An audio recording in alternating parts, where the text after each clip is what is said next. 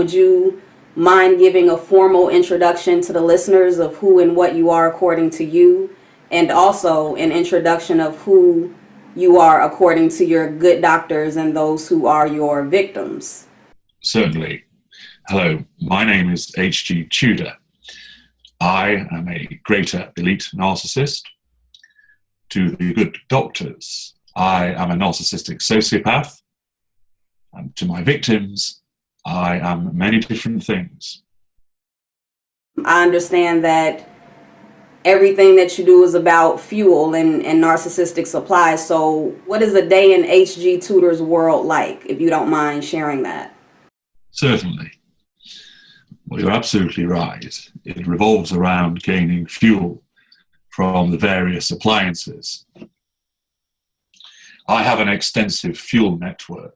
So I have a primary source, who is a girlfriend of mine, who I don't live with, although many of our kind have primary sources that we do live with. So in my day, it might be the case that if I have stayed at my girlfriend's or she has stayed at mine, the first dollop of fuel I may receive will come from her, in terms of her smiling at me when we wake up. I will then probably check one of my 4 phones for various messages, which will be of both a business nature, which will provide me with fuel in terms of people's reactions to things that I have done, be it good or bad. There will also be messages from other sources, such as friends, who are secondary sources. So, for example, if they are asking if I'd like to attend an event and are enthusiastic about me attending, that will provide me with fuel. It may well be that I have received messages from other women that I'm cultivating as additional sources that are flirtatious in nature. That will provide me with fuel. And then I will go through my day from showering and getting ready for work, having my breakfast, talking to my girlfriend, which will again provide me with fuel. It might be that I decide to provoke her in some way to upset her because she's in the devaluation period at present. So if she becomes hurt or annoyed by a cutting remark I might make about the fact that she's burnt the toast, then as a consequence I will gain fuel from her. I will then set off to work, and I may choose to drive. And on the drive in, I may pull up at some traffic lights and see somebody alongside me. I may smile at them and they may smile back. That will give me fuel. I may cut somebody up and their angry reaction will give me fuel. And so on and so forth it will go throughout the day, with my colleagues that I interact with my clients, with my friends, with people that I meet in a bar for a drink after work, from the person that I talk to in the queue when I go out to buy a sandwich at lunchtime. Each and every interaction is an opportunity for me to draw fuel from all of those around me, be it a primary source, the girlfriend, secondary sources, which are friends, colleagues, and family, and tertiary sources, strangers, acquaintances, the person who works in the coffee shop, etc. All of them have links to me, and I gain fuel from them in various levels of potency, differing levels of frequency, and in varying levels in terms of quantity. And this goes on throughout the day. Wow, okay. That that response triggered so many questions that I don't have on the screen right now. Okay.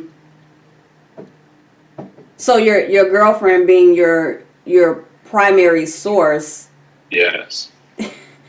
Does she have any idea what you are? No. Wow. Is this a long-term relationship that you've been in with her, or do you have, do you just jump from primary source relationships to, do you just jump to different ones, or is this somebody that you've been holding on to for a long time based on the fuel that she provides? This relationship has lasted for just over a year so far. In terms of other relationships with primary sources, it can vary from a number of months to a few years. In my case, Some people of my nature may have the same primary source for quite a long period of time. It all depends on the type of narcissist that they are. It all depends on the fuel needs that they have. It depends on the nature of the primary source. If you have a codependent primary source that gains validation from their relationship with the narcissist, even though they may not recognize that themselves, they will cling on to that relationship for a long time, and they may suffer an extensive period of devaluation, 10, 20 years. And that, in that instance, the narcissist may well be repeatedly unfaithful with other people. But the primary source remains in place because of their desire to remain attached. They have no willingness or desire to escape. They don't understand the situation that they are in. They will recognize that they are hurt, and they will want to try and resolve the situation. They will want to try and make it better. They want to try and fix, because these are all empathic traits. And that's inherent to the type of people that we target, those that will give us the fuel that we need, those who are more susceptible to being seduced, those who are easy to bind to us, and those that will remain in the relationship for as long as we deem that it's necessary. In my personal research, I have found that the prenatal environment in the first 7 years of a person's life sets the foundational stage for the way a person will live the rest of their life. Do you know anything about the environment your mother was in while she was pregnant with you? If so, would you say the environment was toxic? And after you were born, would you say that the most traumatic experiences happened to you within the first 7 years? And if so, do you feel those situations are the main reasons you have become a narcissist? And are you open to sharing any of those situations that caused you to disconnect from your identity and create a false self? I know very little about the environment that my mother was in whilst she was pregnant with me. So I wouldn't be able to say precisely what the nature of that environment was at the time. I understand that she had a difficult relationship with her father, so I suspect that there was some degree of toxicity there, but it's not something that's been talked about extensively. In terms of after, when I was born, the most traumatic experiences happened to me within the first 9 years of my life. And I've come to learn that those situations are indeed the main reasons why I am what I am now. I didn't know that until I engaged with the good doctors. They are the ones that have enabled me to link what happened to me as a child with the creation of what I've become. I recognized that I took certain proactive actions when I was younger in order to try and change the course of the way that I was treated, by identifying the methodology that my primary abuser, which was my mother, used, and decided that since she gained such respect and fear and admiration from all around her, that rather than try to fight against it or to be crushed under it, it seemed to me to be entirely appropriate to mimic the way that she behaved. And I've come to realize now that my mimicking of her was essentially then the catalyst for what I have become. In terms of the actual situations that caused me to disconnect from my identity, I would prefer not to go into the detail of them, but I will say that during my childhood I was subjected to physical, emotional and sexual abuse, but I have since learned to conquer those abuses. For people to identify where they or others fall on the narcissistic spectrum, can you explain what lesser, mid-range, greater, and victim narcissists are and their characteristics? Can you also explain what a codependent is? And also, what are geyser, magnet, carrier and super empaths. What are the differences between a narcissist, a sociopath, and a psychopath from your understanding? That covers a considerable body of material, so with that preface, I will endeavour to be succinct. I've identified, as a consequence of my own understanding of my situation, years of interaction with those of my kind, because there are other narcissists in my family. I've worked with them, they're in my social groups, and of course I come into contact with them in day-to-day dealings. I have also ensured that I understand my victims inside out in order to become highly effective at what I do. And as a consequence of my natural intellect, these observations, and latterly the additional information I've received from the good doctors, this has enabled me to look at this narcissistic spectrum, whereby to the left you have the empathic group, which consists of codependents, the super empath, and the empath. So if we deal with a codependent first, I detail this far more extensively in my book, Chained. Essentially, the codependent is somebody that gains validation in terms of their purpose and identity by binding themselves to a narcissist. My sister is one, and I observed that essentially the codependent starts off on a route to become one of my kind, but for some reason, and I'm not sure what it is, that pathway alters. So in order to deal with the situation that they find themselves in, which invariably is something linked to abuse or trauma, rather than taking, as I did, they defend themselves by giving. And the codependent essentially needs the umbrella of a narcissist in order to survive. And therefore, if they are without a narcissist, they will go and find one. They will not necessarily know that that individual is a narcissist, but rather they will feel that they are drawn to particular behaviours and traits which arise out of their own codependency issues. It's quite a complex situation, but in a nutshell, that's what it revolves around. A super empath is somebody who has significant empathic traits, but also narcissistic traits. And with those individuals, their empathic traits outweigh their narcissistic traits. So they are kind and they're honest and they're decent. They want to help people. They believe in the truth and they're love devotees, etc.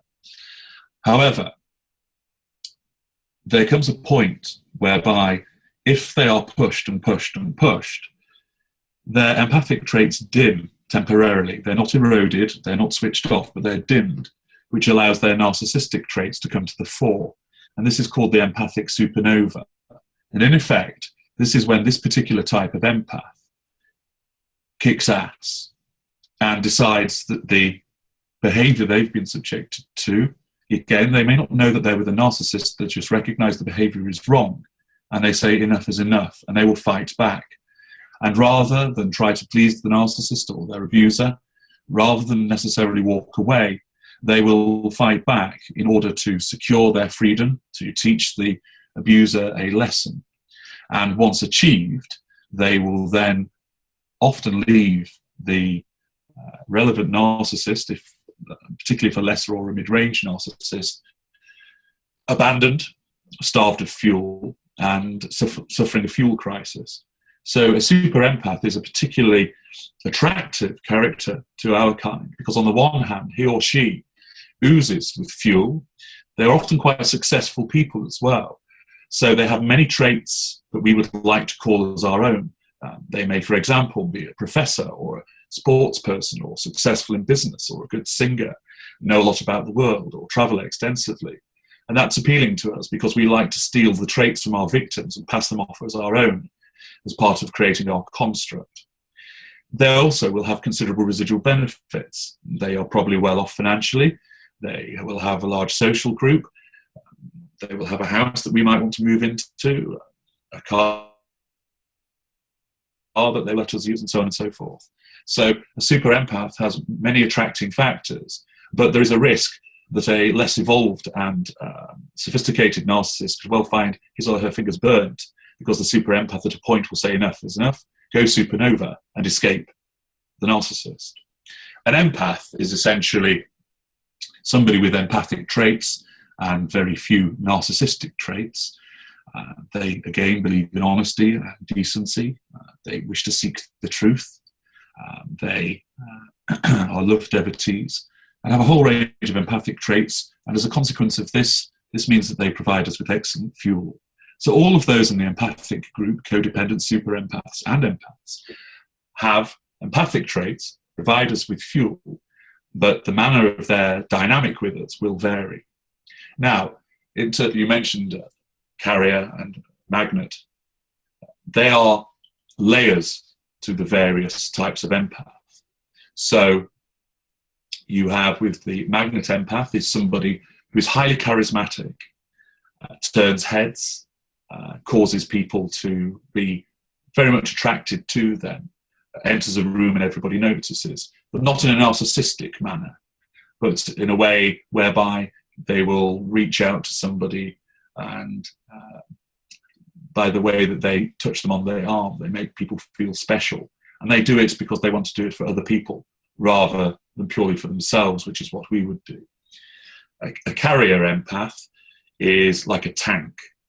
This individual, very practical, has considerable reserves of moral strength and character, can absorb a lot of abuse, always looks for solutions to problems, is ready to help out, ready to roll up their sleeves and wade in order to resolve problems for people, and will keep going and going and going until a sudden point of collapse.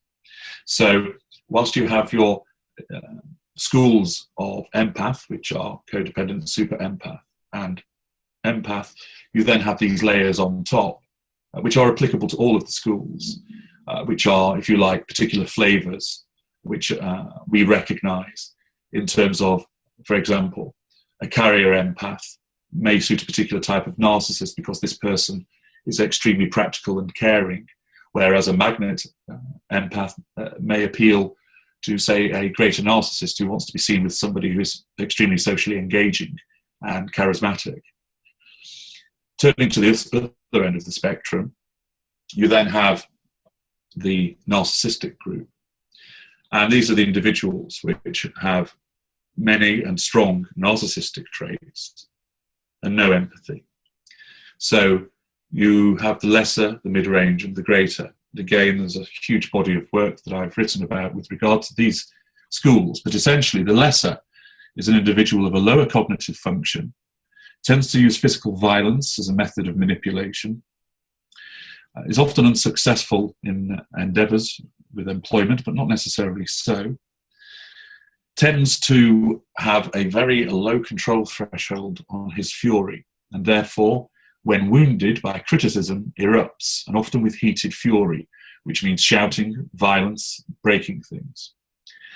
The mid-range narcissist is passive-aggressive in nature. His or her hallmark is the extensive use of silent treatments, cold shoulders, suddenly vanishing.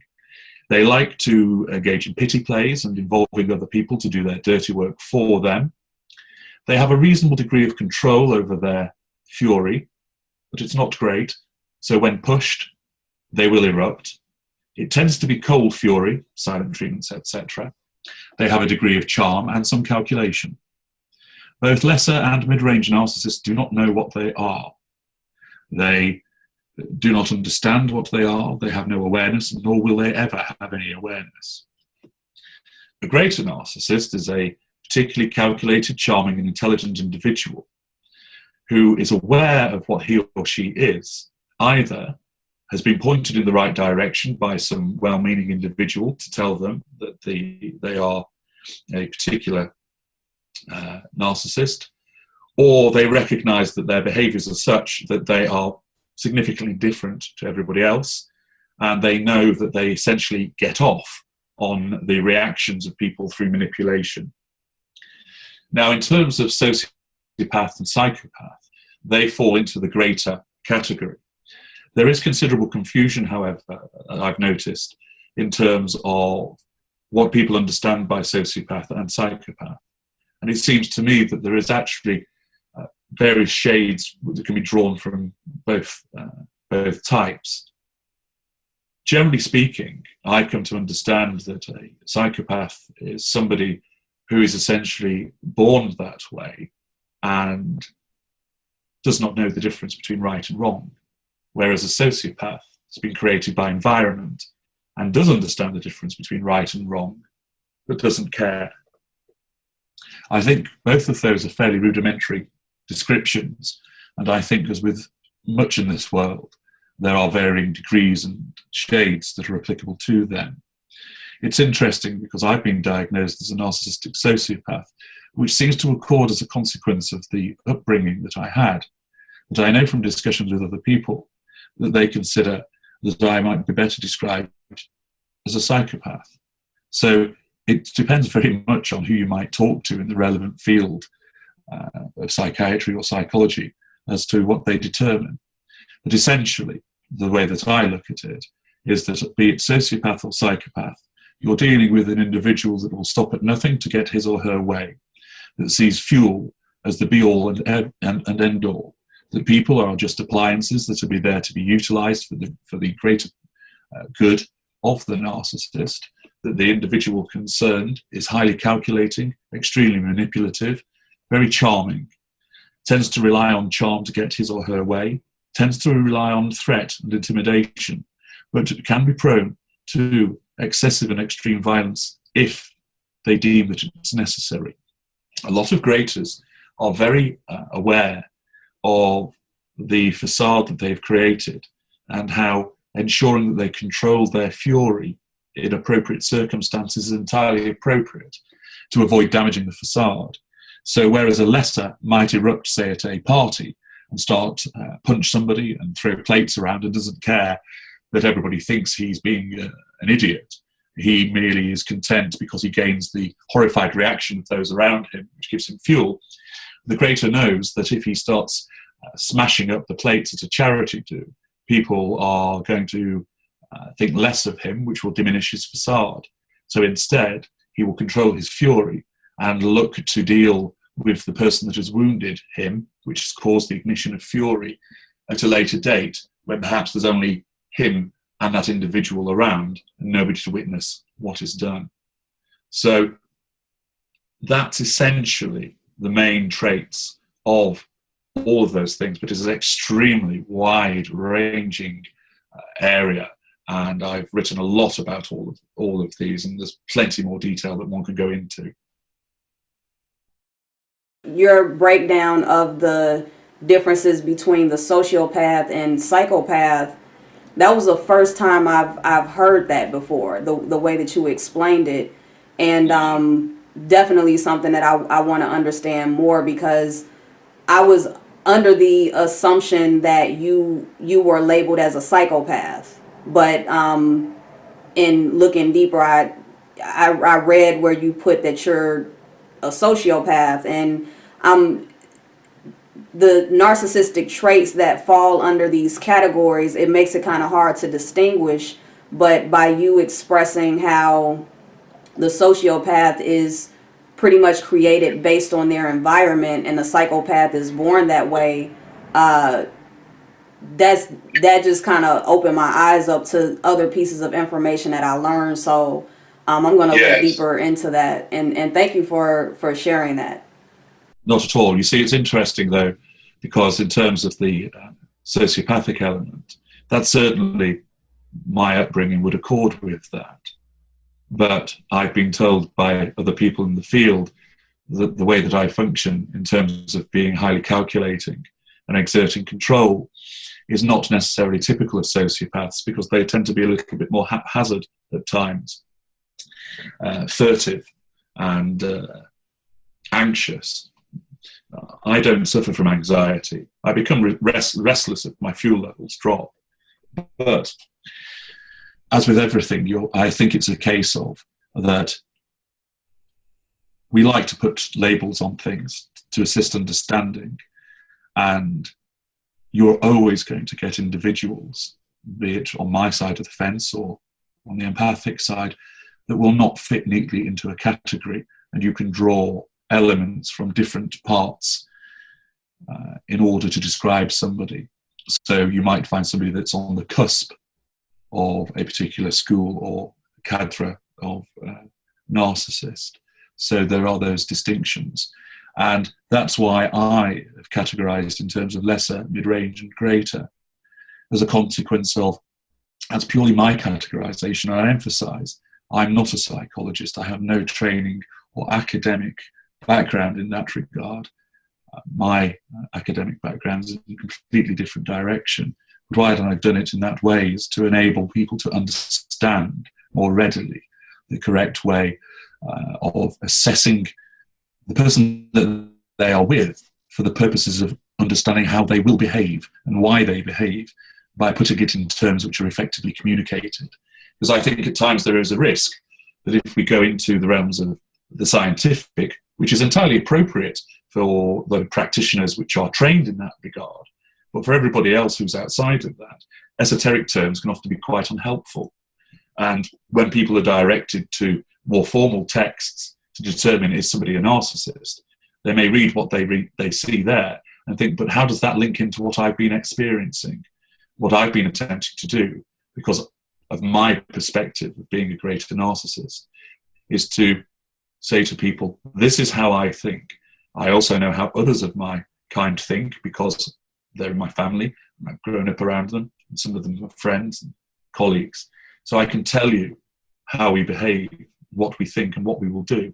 But I will tell you in a way that is easier for you to understand than having to digest purely scientific terms.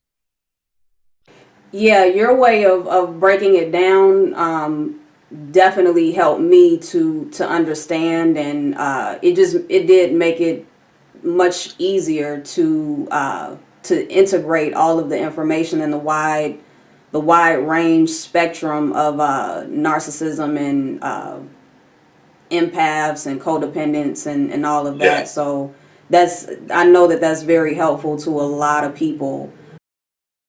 I personally have come across people that have very high codependent traits, but they are also highly narcissistic. So how would you explain a codependent who becomes or acts highly narcissistic in their behavior? Which one of your titles best fits them?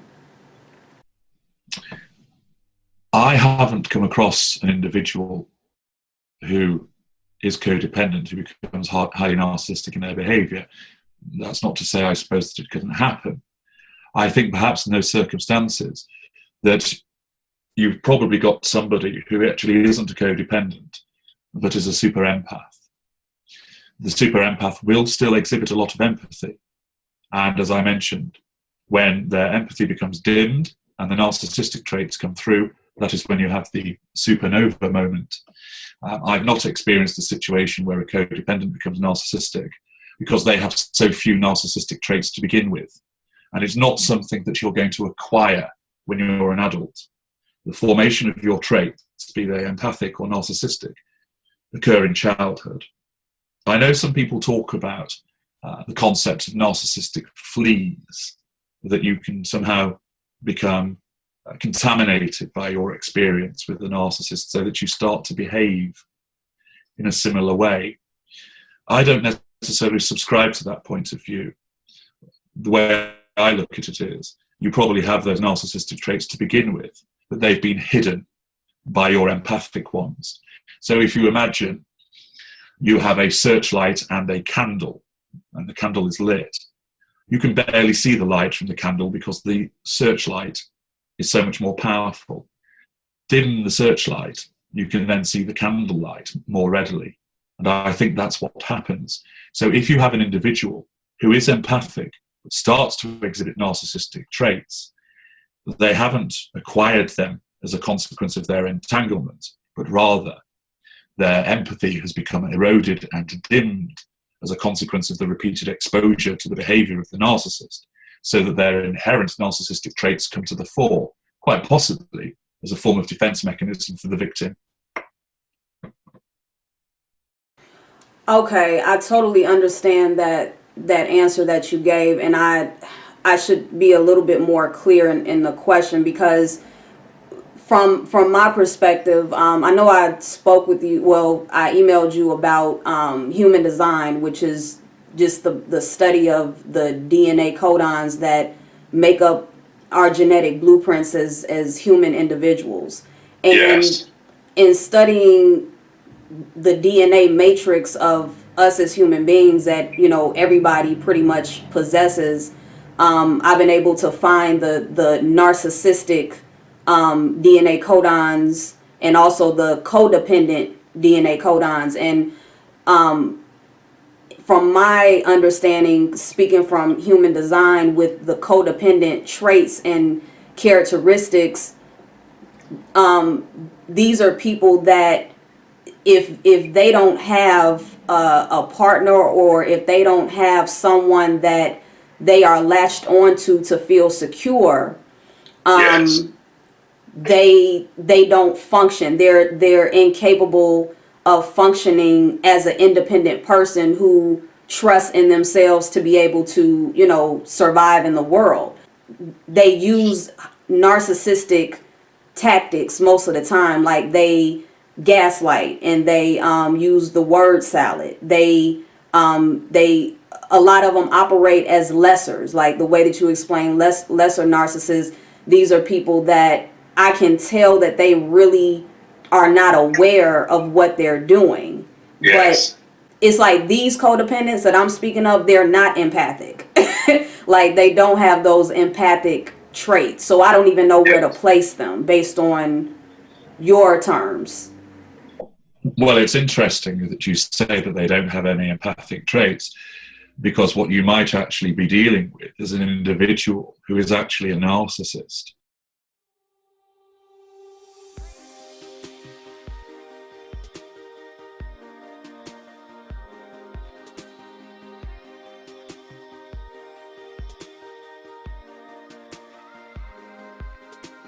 If you or someone you know may be interested in learning more about human design and the realm of narcissism, I have developed a new service that you may find helpful.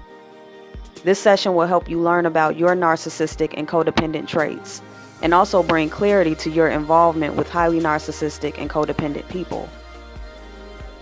Through bringing awareness to these aspects of your individual uniqueness, it can assist you in finding a healthy position on the spectrum of narcissism. To learn more, please visit www.freeyourmindtoshine.com.